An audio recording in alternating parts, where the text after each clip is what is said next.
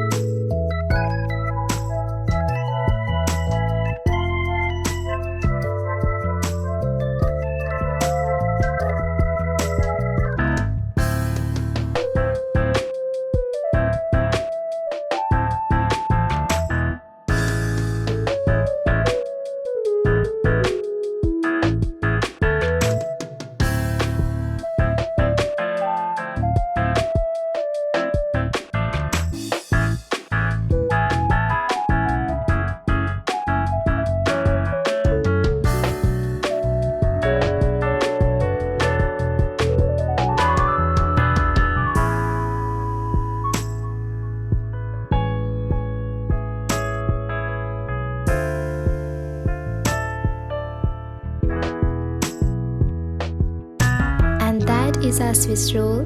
My cake was a bit broken like you saw, but it looked great. The cake was really soft and it tasted awesome. Anoma Aunty, if you're watching this, thank you so much for that great quality recipe which is easy to follow.